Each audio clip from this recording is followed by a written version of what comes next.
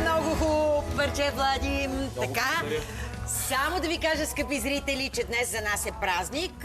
Едно, защото това е единия петък за нашия екип, заради куиза, но още по-голям празник, защото Боряна и Владо днес са при нас. Много се радвам. Боряна Братоева, Владо Михайлов, добре ни дошли. Добре заварили. Вие сте били тук при нас, винаги е било удоволствие. Абсолютно. Вярвам, че и сега ще е така. Освен това, днес в куиза много готини капитани. Жоре, на теб ще ти е много приятно, като ти знаеш всъщност. Да, кои са Гери Торийска и Ясен Козев. Ще си говорим за едно събитие предстоящо на Пощенска кутия за приказки. Да, точно мръсни приказки, но няма да има мръсни приказки днес от тях. Дарко ни е достатъчен. Така че всичко се надявам да върви, Владе, по ноти, затова предлагам ти да започнеш. Много се радвам, че сме заедно, приятели. Добро утро. Добро утро. Започваме с една много изненадваща новина за новото гадже на Том Круз. Много изненадващо. Тя е с 25 години по-млада от него. Тук Лео Ди Каприо мълчи според мене. Това новина ли е за него изобщо? Но по-интересното е, че тя е бивша съпруга на мастит руски политик и бизнесмен.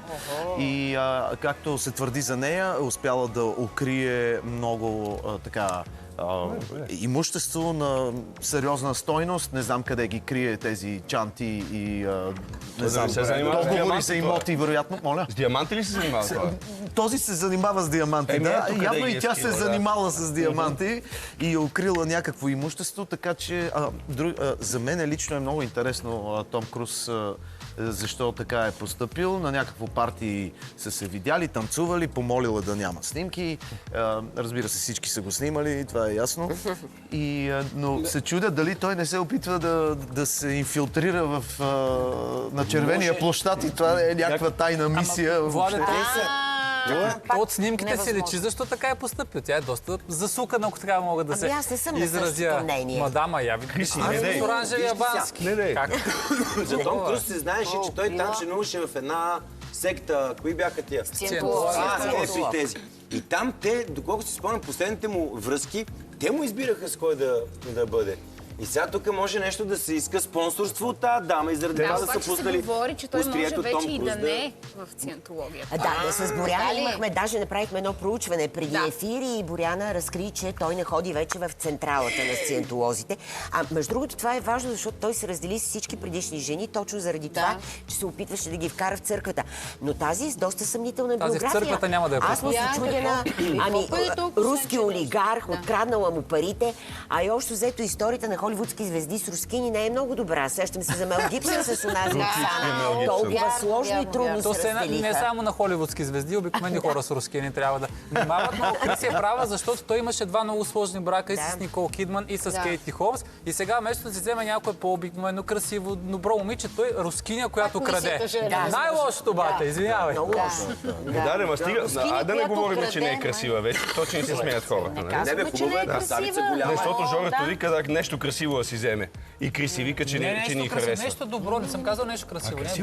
Нещо не руско и не крадливо. Не крадливо.